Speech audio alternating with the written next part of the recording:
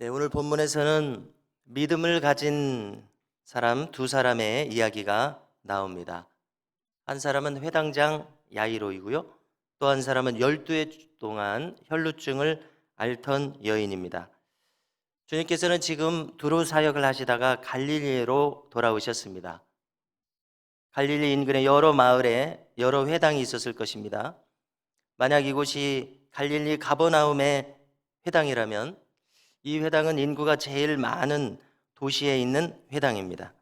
가버나움 회당은 많은 사람들이 드나드는 대표적인 회당이었을 것입니다.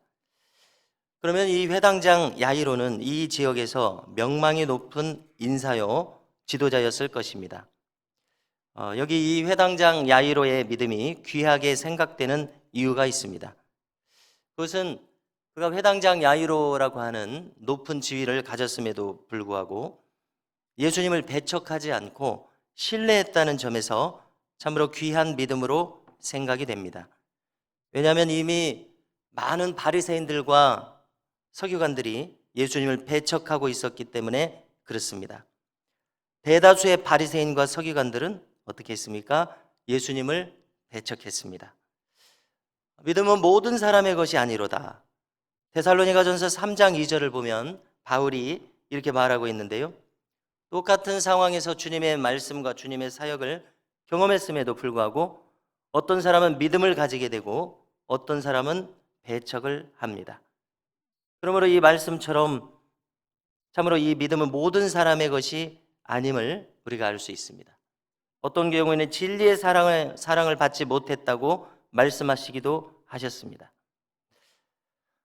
회당을 찾아오셔서 말씀을 전하신 예수님, 수많은 사람들의 병자를 고치셨던 예수님에 대해서 야이로는 잘 듣고 보고 알고 있었습니다.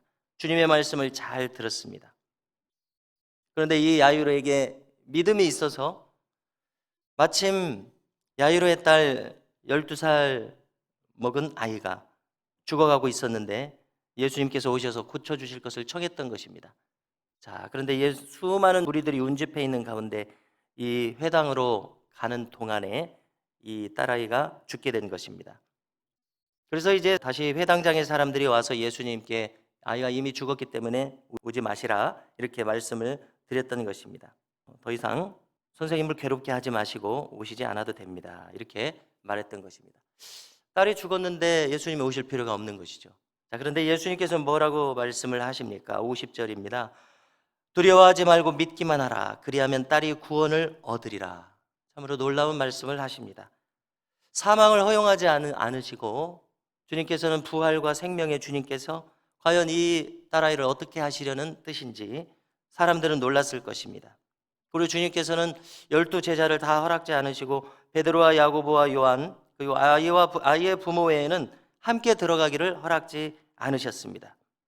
모든 사람들이 통곡하고 있는 가운데 주님께서는 죽은 것이 아니라고 하시고 자고 있다고 하셨을 때에 사람들이 그것을 비웃었습니다. 왜냐하면 아이가 이미 죽었는데 죽은 것이 아니라고 하니 사람들은 비웃을 수밖에 없었던 것 같습니다. 놀랍게도 주님께서는 딸아이의 손을 붙들고서 일으켜 세우셔서 아이야 일어나라 일으켜 세우십니다. 그런데 그 영이 곧 돌아와 아이가 일어났다고 말합니다. 아이에게 먹을 것을 주라고 명하십니다. 그 부모가 놀랐습니다. 예수님께서 경고하셔서 이 일을 아무에게도 말하지 말라 말씀하셨습니다. 왜 사람들에게 말하지 말라 일러두셨는지는 우리는 알 수 없습니다. 그러나 분명한 것은 사망의 권세를 깨뜨리고 죽은 생명이 일어나도록 부활의 생명이신 예수님께서 역사하셨다는 사실입니다.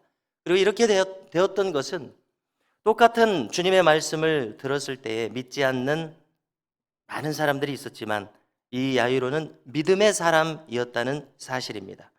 성도 여러분, 오늘도 우리는 주님 앞에 머물러 서 있습니다. 그런데 어떤 때는 우리의 믿음이 연약해질 때가 있고 어떤 때는 우리의 믿음이 활성화돼서 작용할 때가 있습니다.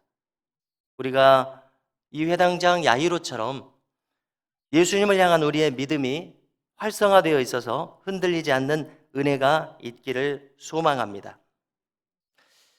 야이로의 딸이 죽지 않고 병든 채였을는지도 모릅니다. 그러면 주님께서는 치유하셨을 것입니다. 질병에서 고치시고 사망에서 건지신 그 주님의 역사가 일어난 것은 해당장 야이로의 귀중한 믿음이 있었기 때문에 그렇습니다. 믿음은 모든 사람의 것이 아니로라라고 말씀하시는데 우리에게 있는 믿음이 하나님의 선물인 것을 알게 됩니다. 오늘 이렇게 크고 귀한 믿음을 가진 또 하나의 인물이 있습니다. 그는 바로 12해 동안 혈루증을 앓았던 여인입니다. 이 혈루증은 남에게 나타내기에 부끄러웠던 병이었던 것 같습니다. 그녀는 아무도 모르게 예수님의 옷가에 내가 손만 대어도 나으리라 하는 이런 믿음을 가지고 있었습니다. 그래서 그 주님의 치유의 능력을 맛본 다음에는 역시 아무에게도 알지 못하게 하고서 그냥 지나가려는 마음이었을 것입니다. 그런데 예수님께서 누군가 손을 대서 능력이 나간 것을 깨달으셨습니다. 그리고는 사람들에게 말씀하셨습니다. 운집해 있는 사람들에게 내게서 능력이 나갔다 말씀하셨습니다. 그랬더니 여자가 숨기지 못할 줄 알고 떨며 나와 엎드렸다고 기록합니다. 47절입니다.